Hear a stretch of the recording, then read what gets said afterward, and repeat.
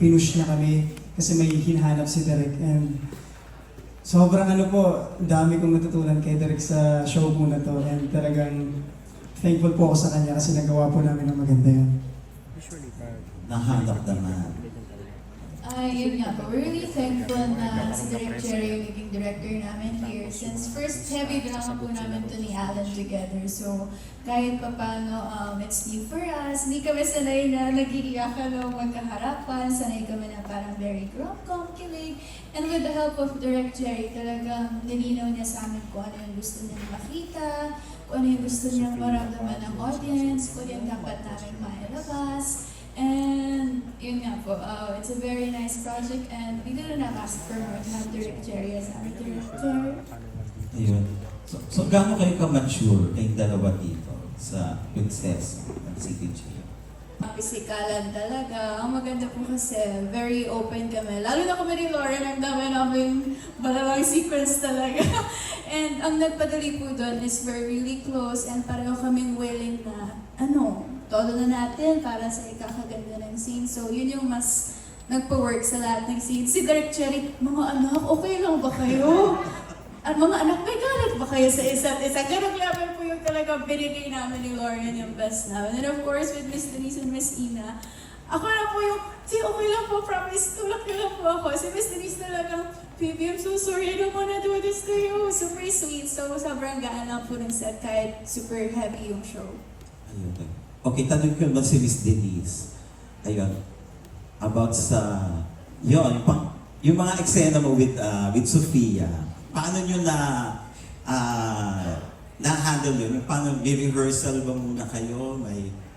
Well, first of all, Happy New Year, everybody. Thank you for your question. Thank you for making your way here. I know most of us are on vacation mode pa, so thank you for making time for us. To answer your question, first scene of this whole entire series, my first day on the set was hurting Sophia. And it was the first time we had a chance to ever work together. So syempre, sobrang nagsasorry ako. But we are so confident in the direction of Direk Cherry. I mean, I think the whole cast can agree that we are in great hands. And we feel confident with every step that we take. And what I love about our cast is walang diva dito, walang pa-importante, walang pabigat. Everybody loves what we do, and we love working together. So it's always fun to come on set. Thank you. And thank you rin kila Sofia, and congratulations sa buong cast. Happy New Year! Happy New Year! Yun lang yung reklamo namin lahat. Ang init-init! Sabi ko, ayan, naranasan nyo talaga yung buhay kulungan. Magtusa kayo dyan. Nakakatulong din yun para maintindihan nila yung role na lalo na po si Miss Beauty and si Miss Denise at Miss Ayen. Sila yung mga sadlak sa kulungan. Maraming challenges. Pero na-overcome lahat yun nung saya namin. Kasi maniwala kayo din, napakainit, nagpuputikat ng lalagkit kami, bumabagyo pa po yun, nakabota kami. Pero pagkatawa lang kami ng tawa, naglagay na kami sa putikan para kami mga bata. Yun po. Thank you. Thank you po. And alam po natin na kung gaano kalakas yung afternoon cry ng GMA. Ano po yung tingin yung kakapitan dito sa storya na to? Ano yung bago? It's very, very relatable po. Hindi lang yung characters yung dalawang bida. Actually, I'd like to take this opportunity to thank the creative team. Buong-buo po kasi lahat ng characters dito. Lahat po sila. You will find yourself in one of these characters. Ay, ako si ganyan. Siyempre ako si Sofia, baga ako yung joke. Ayun, ako si... parang ako si Divina. Pagkamaldita niya ako yan. Ayun po, very relatable at very now.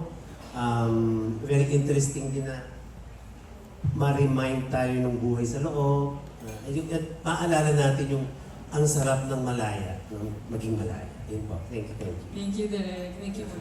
Thank you, Ms. Kate. Next, we have Ms. Rose Garcia of PEP. Ms. Rose.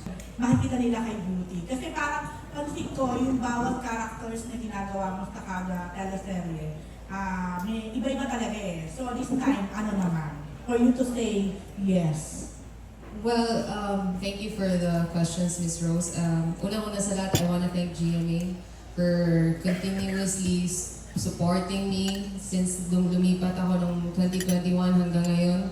patuloy-tuloy yung binibigay na projects nila sa akin. At iba-iba talaga yung projects na binibigay. I said yes to this because why not? Ang ganda ng storya. Tama yung sinabi ni Direk Jerry. Each character here will shine. It's not only because of Princess or because of Charlene or because of the Divina, but lahat kami dito may purpose sa story. And I wanna be part of that. Because, syempre, as an artist, gusto ko rin I wanna learn from my co-actors. I wanna learn something new. And it's not always about me. It's about the story. And the story itself is very timely. Ayoko na masyadong idiin pa. Pero, yeah. So, why not? And I'm happy to work, Miss Rose. Sa totoo lang, I love working. It's the only time I get to see my co-actors. I get to talk about art. I get to talk about our work. Sadly, as an artista, wala kaming space na magkikita-kita ulit. So, let's say na matapos na tong show na to, I don't know kung magkikita-kita kami ulit. Kaya happy ako mag-work ulit kasi makikita ko sila ulit by chance and we can talk about art and life. So, yeah. I hope I answered your question.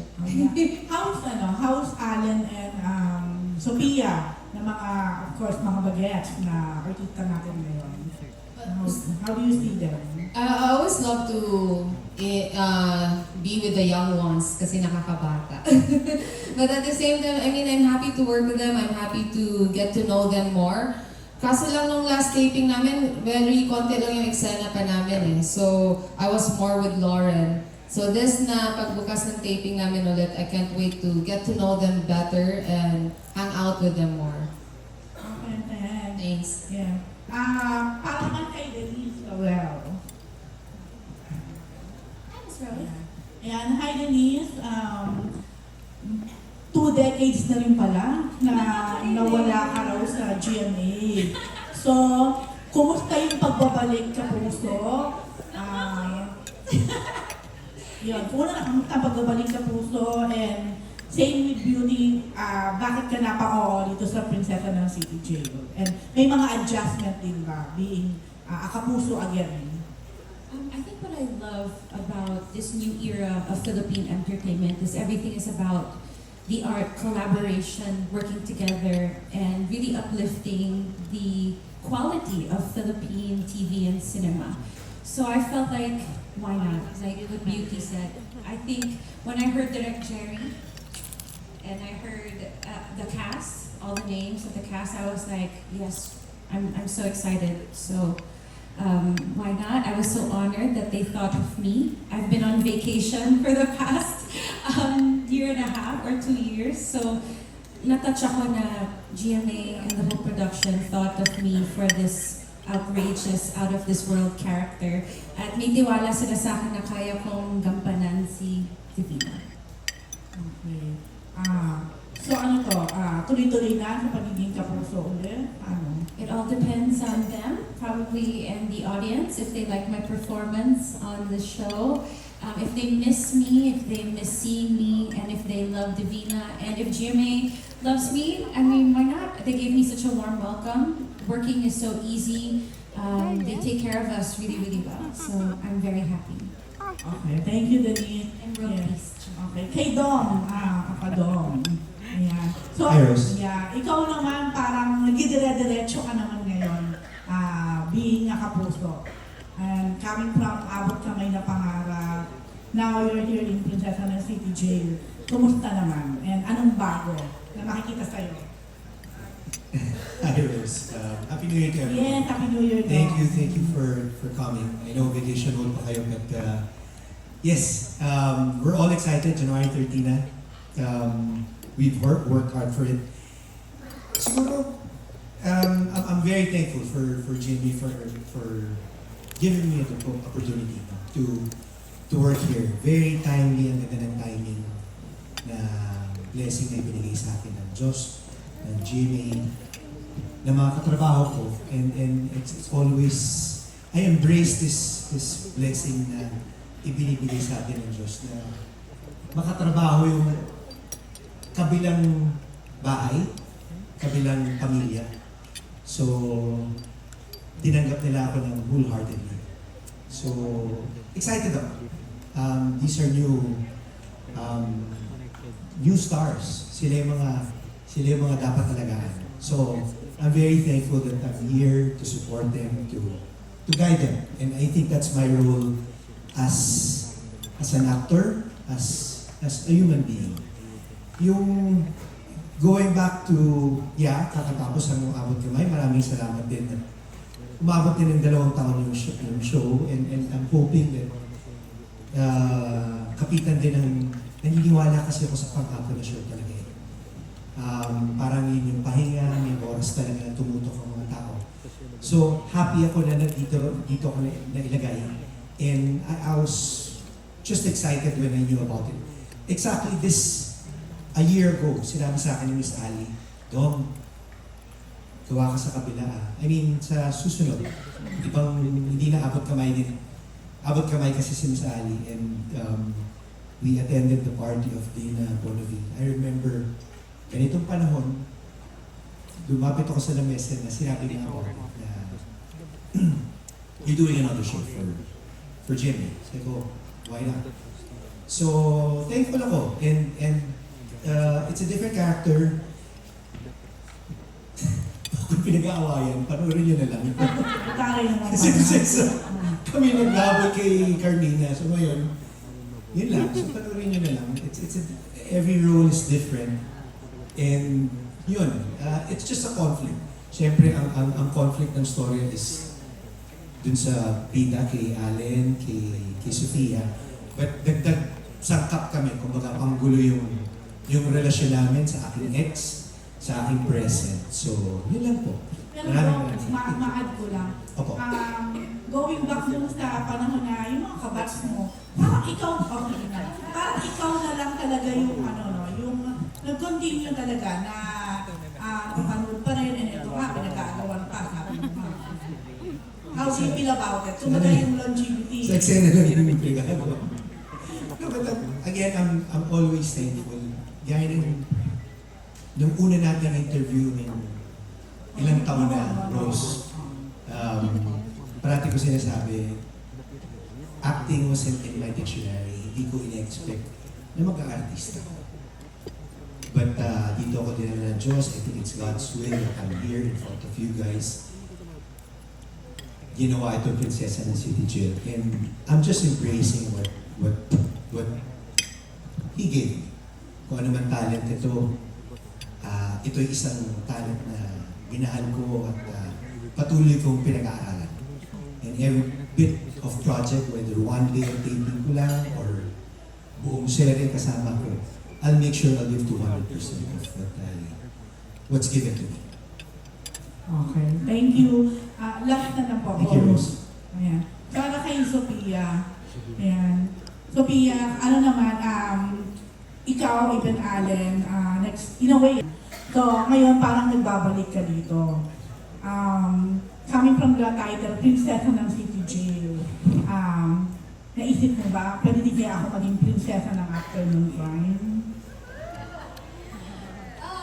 Hindi ko naman po naisip na maging prinsesa ng Afternoon Crime. It's more of, hindi ko naman ever yun na gusto ko maging ganito ko kalaki. Gusto ko lang po kasi talagang nag-work. I enjoy my work, I enjoy taping, I enjoy acting.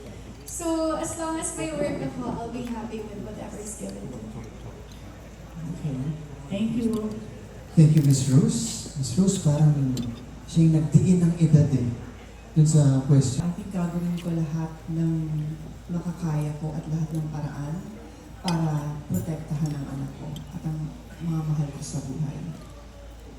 Siyempre hindi ko na ikukwento kung ano yung dahilan kung bakit ako nakulong. Pero yun it's yung mother's love.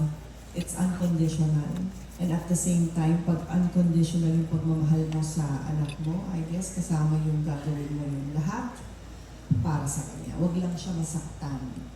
Lalo na. Thank you po. And since this is about sa City Jail, mga PBL or people deprived of liberty, Miss Ayan, hanggang saan po ang paniniwala niyo na pwedeng bigyan ng second chance ang mga PDL? Alam mo, isa sa mga natutunan ko dito sa storyang ito hindi lahat ng nakakulong may kasalanan. At hindi man natin imulat ng mata natin, totoo talagang maraming nakakulong na wala man lang chance para i-defense ang sarili nila. So I guess, yun, it's reality na hindi talaga nabibigyan ng hustisya lahat. So, bago sa akin yun na, lalo na yung ginampanan ko yung role ko at saka yung mga na-exposure ko sa ibang mga actors na, oh my gosh, ganun pala talaga. Na kahit na 20 years ka na doon, it will take time. Swerte mo na siguro kung makalabas ka. Kasi kung wala kang pera, then malabo ang hustisya. Thank you po, Ms. Ayen. My next question is for Ms. Jean Saburi. Ms. Jean, dito naman sa kwento, you're a very overprotective and supportive mother, di po ba? Yes. Pero sa twist po ng kwento, yung anak ninyo ay nagkaroon ng relasyon sa isang nakulong na tao. Sa tunay na buhay po, kayo as Ms. Jean Saburi, kaya niyo po ba kayong tanggapin ng isang manugang nyo na galing sa kulungan? Oh my God! Bakit sa akin ito tinanong mo? Kasi yun po ang kwento niya sa show Sa bagay. Kaya nga, hindi, kasi anak ko si Dominic dito. So ayaw ko kay Beauty kasi nga meron siyang past. Pero, I think, sa tunay na buhay, I think ako kasi maawain akong tao, tsaka hindi ako masyadong judgmental. I see to it kung ano yung nasa puso ng tao. Kung mabait siya sa anak ko, at kung mahal niya ang anak ko, nakikita kong pinagsisilbihan niya yung anak ko. I think I can accept. Pero kasi dito, role lang yun. Kayo naman. Mabait ako sa tunay na buhay. Hindi ako nananabunot at nananampal ng ano. So, okay lang yun. Although, mapagmahal talaga ako. Talagang love na love ko si Dom dito. Spoiled na spoiled ang aking anak sa akin. So, talagang, hindi. Sa totoong buhay, talagang mapagmahal ako. Isa lang anak ko, ikaw naman. Ikaw, ini-spoil ko rin siya rito sa totoo. Sa totoong buhay, kahit hindi doon sa role, lagi ko siyang binibigyan ng food. Tsaka anak ba? Hindi sa taping, sa labas. Anyway, yun. So, siguro, ganun yung magiging, sa akin sa totoong tao. Pero sa role, of course, sinabi kontrabida ka Ayaw mo dapat doon. Dapat papakita mo talaga kung paano ka, di ba? Kung paano mo ayaw doon sa manugang mo. So, I have to do my part. I have to do my role. I have to act it out. Pero sa totoong buhay, yung mga kontrabida nga, yun ang mababait. Di ba, anak? And my next question po is, meron pa po, yung parang question ko kay Ms. Ayen. Hanggang saan po yung, hindi, sa inyo po, Ms. Jean, hanggang saan po rin yung paniniwala niya sa pagbibigay ng chance sa mga PDL? Alam mo, I agree with Ayen. Ang dami kong actually marami akong mga taong nakilala na nakulong na walang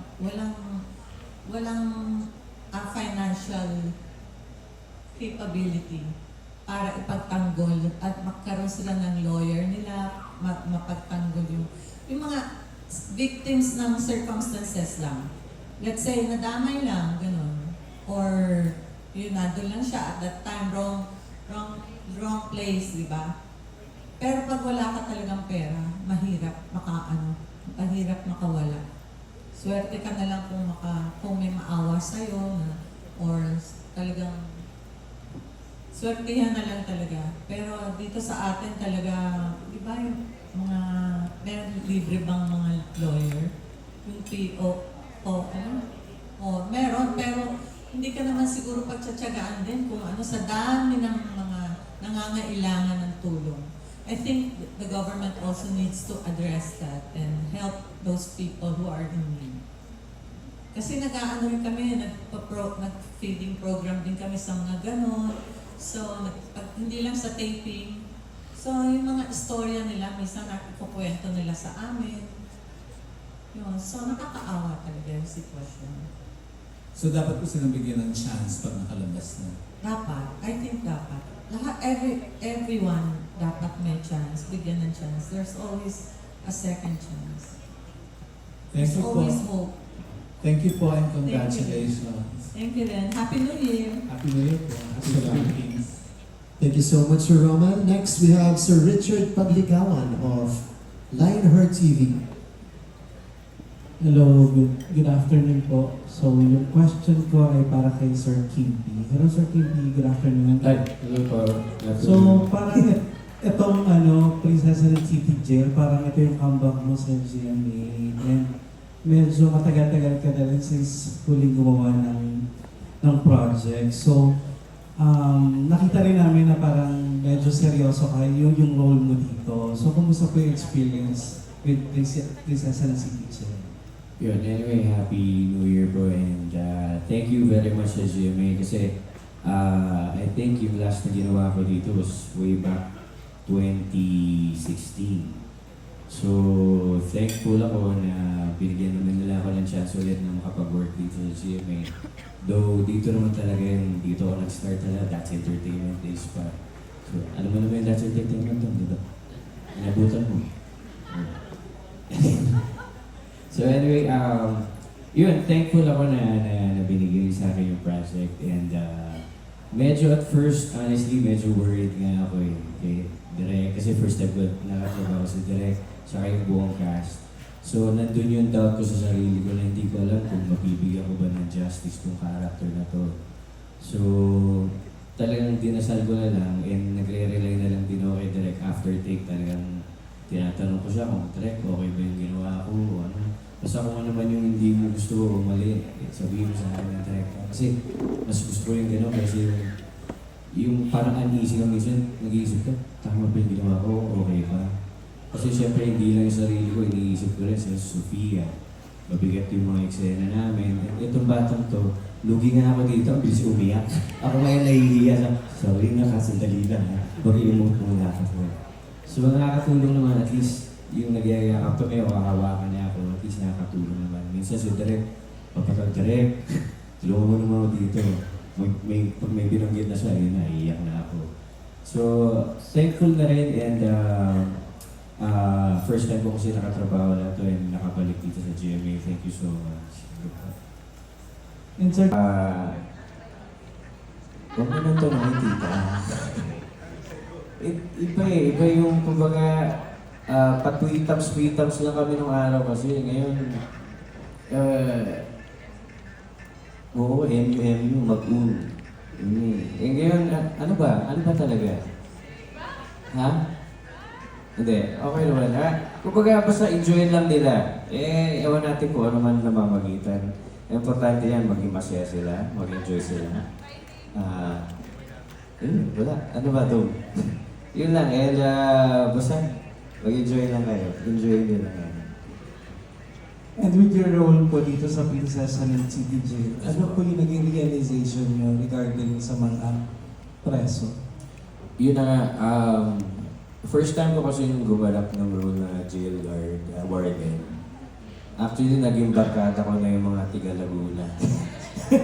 Tuwing may tayo, idol, ganyan. Lalapitan ko sila pag naka-break naman. Kukwentuhan ko sila, ipagkwentuhan sila.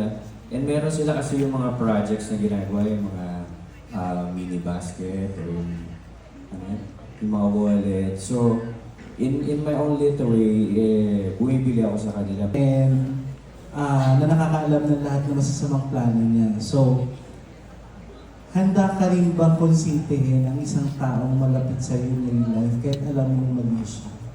Shucks. Happy New Year! Okay, to be honest, medyo hindi. Parang wala sa personality ko kasi even with my family, even with my mom, my sister, or my best friends, kapag mali, I mean, I still love you, but I'm gonna tell you talaga mali yan and I won't tolerate. Pero at the same time, for the role, medyo na-enjoy ko din kasi babaeng bakla yung character ko. So in a way, medyo parang naintindihan ko rin siya. Kasi yung character naman ni Divina dito, kumbaga, sobra lang niyang hurt na tao. And di ba, they say na hurt people. And Divina talaga is a classic example of that. And yun, parang feeling ko, siguro, pero kung si Ina, ang daming nasa preso na, victims. They are victims. Or baka meron naman din silang kasalanan, but then it's not, maybe it's bad, maybe nagkamali sila, pero at the core, hindi naman sila talagang masamang tao, or, parang I guess, may mga kaso na feeling ko talaga dapat mabigyan talaga ng second chance or ng hustisya. And they're all people. I mean, doon mo makikita na ang ganda lang, and ang ganda rin dito sa palabas na yung Prinsesa ng City Jail. Makikita nyo kasi each character sa preso may sariling kwento. May pangalan sila, may pamilya sila. So hindi sila, kumbaga, mamumulat din yung mga audience na ganito yung totoong sitwasyon. Hindi natin dapat binabox yung mga PBL. Thank you po. Congratulations sa Prinsesa ng Disney. Konti about the character you play, tsaka alam ko kung ikaw yata mo mamagitan sa relationship ng dalawang lead natin. Nung una ko pong nalaman na makaka-work ko yung Team Jolly. Medyo talagang kinabahan po ako kasi syempre, Team Jolly na yan eh. Meron na po talaga silang na-build na name dito sa industry. But habang tumatagal po yung taping, talagang na-build po namin yung friendship na meron kami ngayon. And I believe, isa po yun sa importante para mabigay po namin yung best namin sa every scene para wala pong kailangan. And talagang napag-uusapan po namin yung bawat scenes. Especially po with Sofia, kasi talagang yung mga away scenes po namin. Ayoko nang magsalita masyado, pero talagang malala po. And minsan tinatanong na rin po kami nila direct kung may out. Parang mag-aaway ba kami in real life? May galit ba kami sa isa't isa? Kasi talagang grabe po yung mga scenes na ginagawa po namin. But I'm really grateful kasi talagang never po nilang pina-feel na parang nagsisimula pa lang ako bilang actor. And especially po kay Direk na talagang naging patient po with me.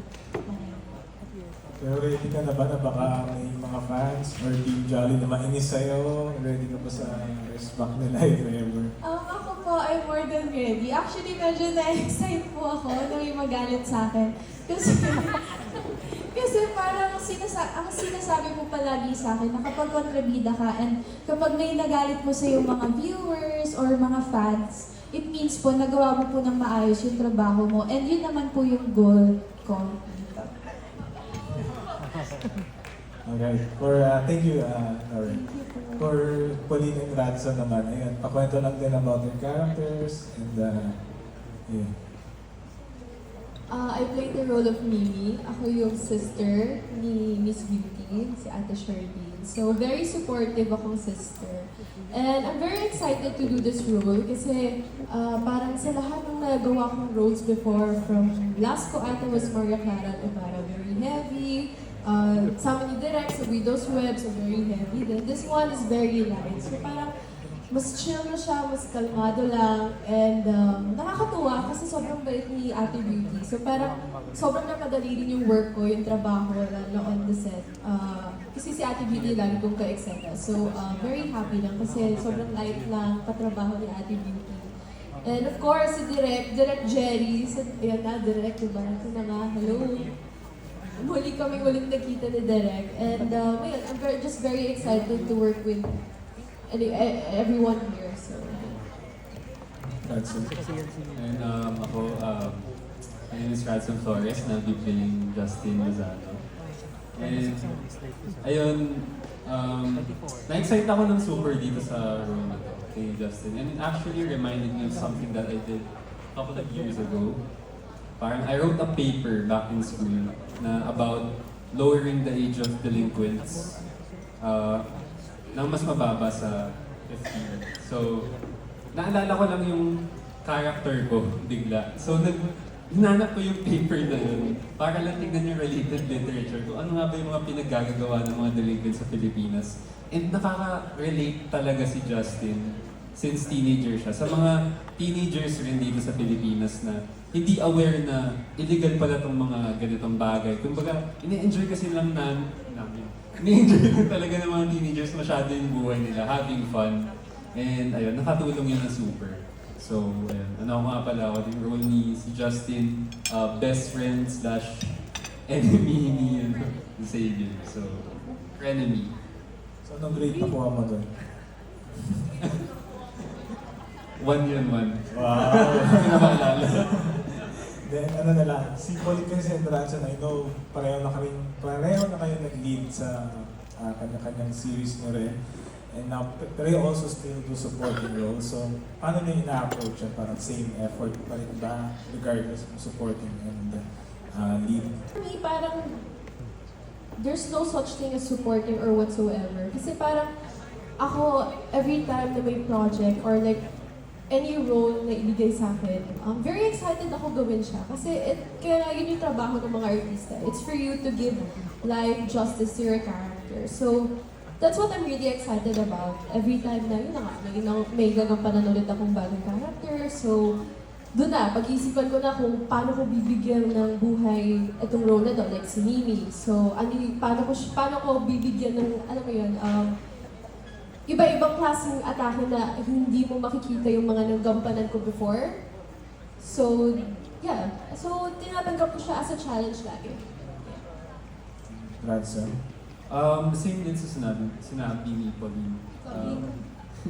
When I was relatively new pa, umiisip ko lagi na, parang merong vanity sa akin na etong role na to is lead, ito supporting, ito extra na yun. Parang ganun. Pero throughout time, na-realize ko na parang may mali dun sa ganun thinking kasi yung effort mo nababawasan, mas hindi ka lead. Kailangan lang isipin mo na yung role mo, ikaw yung lead kahit supporting ka.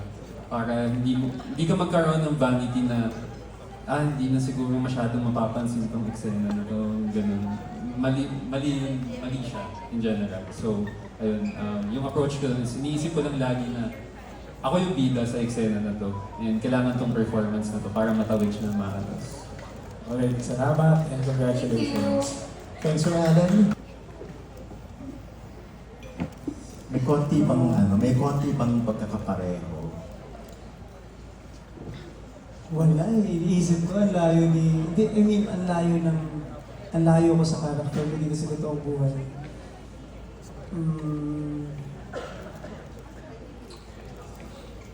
Ano po kasi, nung binigay po sa akin itong show na to, talagang inano po namin ni Sophie na ilay sa mga ginawa namin before. Kasi talagang, before po, more pakit lang talaga.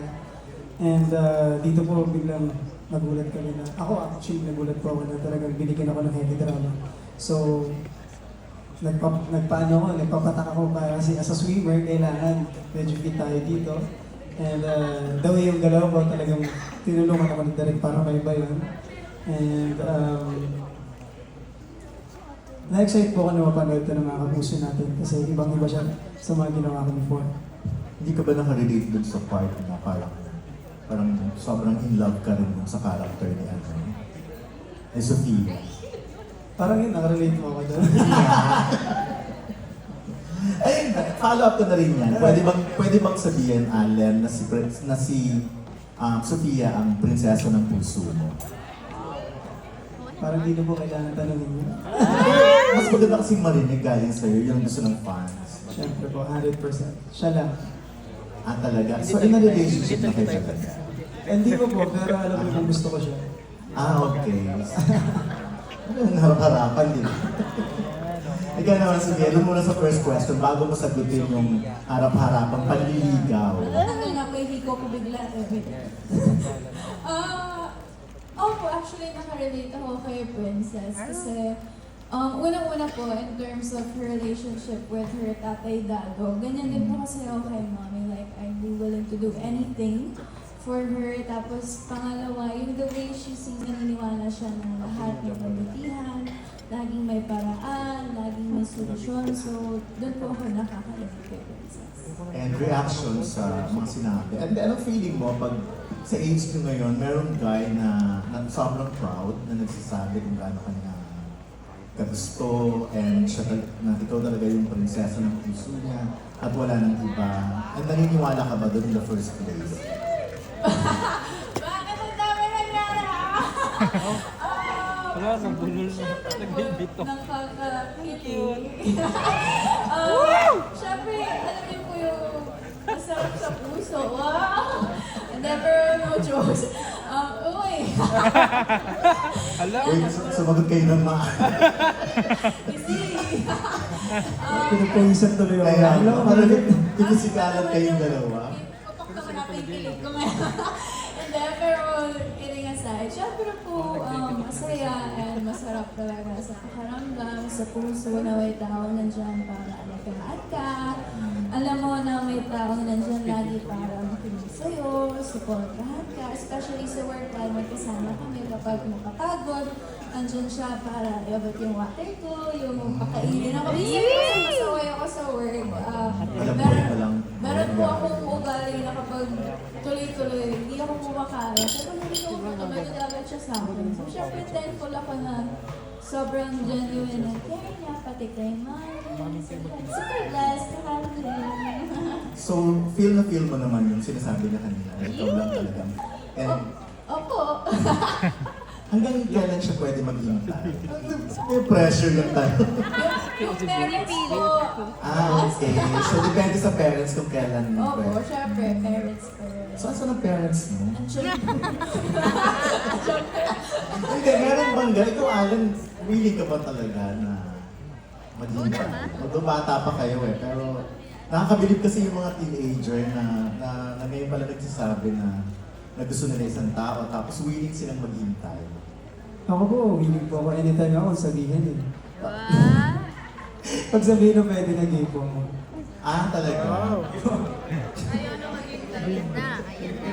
Sabi, paano ka ba manligaw? Paano ba niya nararamdaman na naliligaw ka talaga? Hindi, ano po kasi, pag ako po kasi po ng tatay ko, dinadaan po natin sa classic po talaga na dadala ka ng bulaklak, pumunta ka sa magulang niya, magsisiluyan mo siya. So, gusto mo yung gano'n, Sophie? Sino po bang may ayaw? Siyempre gusto rin natin maranasan yung parang makaluma ng style ng ligo. Kasi diba ngayon parang wala nang ligo-ligo, parang gusto ka na gusto mo, kaya na, gano'n. And I'm thankful na gano'n yung mindset niya na gusto niya daanan sa classic na panliligan. Siyempre nakakakilig. Thank you, Dominic and Hindi, may ma-advise pa kayo kay Allen? Kasi nung time after ni tsaka Ito mo kung eksperto eh. Oo, Alam mo, sinagot ba na yung tanong? may ma-advise ba kayo dun sa boy? Ikaw, batikan dyan.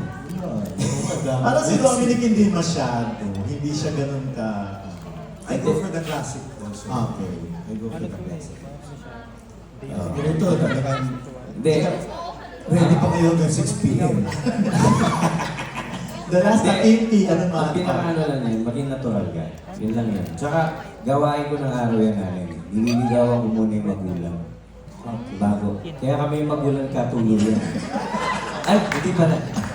Hindi. Hindi, totoo yun. Pag naniligaw ka, di totoo yun ha. Ligawan mo muna ang nanay or yung tatay. Kasi kailangan mo ma-win yung trust nila, yung blessing nila. Ganun yung nangyari kay ano. Dami kasi na ano ko din. Abang may libro pa, lalabas. Yes. Nag-Korea kasi kami tatlo. And really observing them as an ate has been such a pleasure to see kasi they're both so considerate of each other. They're both very gentlemanly and womanly to each other. Like, they take care of, you can see the teamwork of how they look out for each other. And the whole experience being in Korea with them for like a week was really, really nice. Na sobrang team talaga sila. And I can tell that Alan really takes care of her very, very well. Not just his mom, but her as well. And she takes care of him as well. So it's a tie. Yes. Yun lang. Ayun na. Kumusta? Pasado bang manliligaw? Mami! Oh, yan. Mami, ka na rin. Nasa si Mami. Mami, may mic tayo. Oo, pasado raw ba? Kung ginagawang panliligaw ni Allen. On the spot niyo si Mami, hindi mo siya kasama sa press Kasi na New Year naman ngayon, Mami eh. Namumula si Mami. No? Okay, thumbs up. Okay, ayan. Congratulations, Allen, and good luck. Thank you po. Maraming salamat. Thank you so much, Rodondon. Grabe. Diana, ang cast and director of Princesa ng City Jail, and thank you so much to our friends from the press for your questions. That's a wrap for the Q&A. But before we officially close the program, we would want to share this exciting news for our global Pinoys in the US. GMA Pinoy TV, anywhere. Just subscribe to the GMA Pinoy Pack on YouTube TV by visiting its official website at tv.youtube.com. Now, before we end the press con, hingan muna natin ang mensahe. Siyempre, ang mga miyembro ng cast at director nitong Prinsesa ng City Jail. Imbitahan nyo ang lahat ng mga kapuso natin panoorin ito sa January 13. We'll start with Direk Jenny. Tulungan niyo po kami na ipaalam sa lahat na darating na sa January 13 ang Prinsesa ng City Jail. Maraming salamat po. Sunod, Sir Dominic. Yes, again, thank you to be with us this afternoon. And then, please help us promote the show. Ito na ang kaabang-abang. We've waited.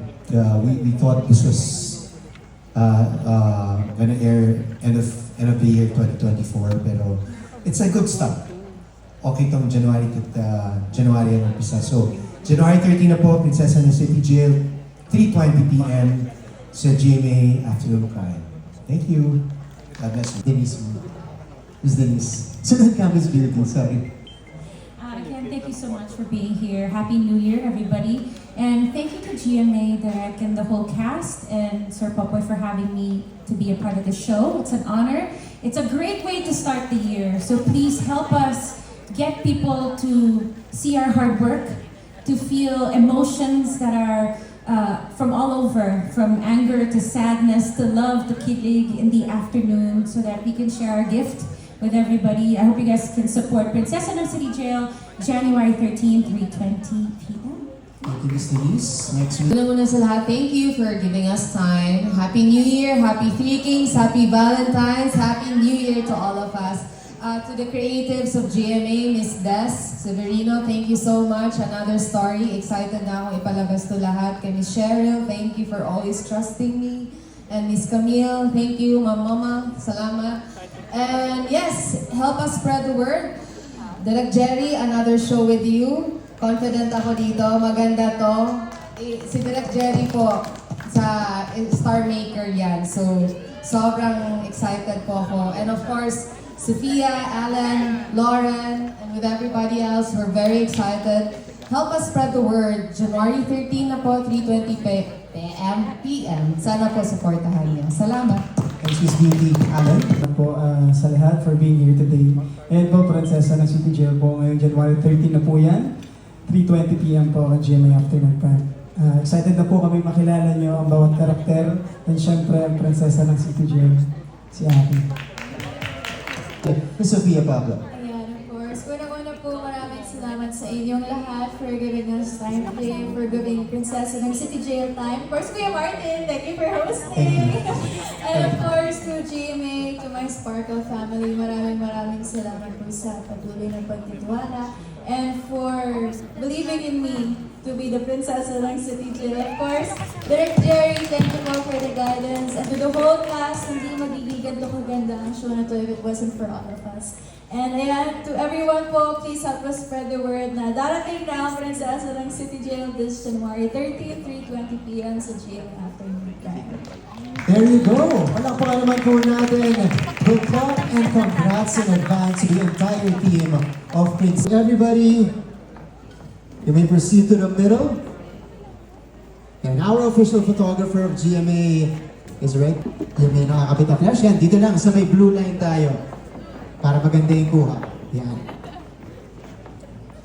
Ready po? Dito po ang tingin. Yes.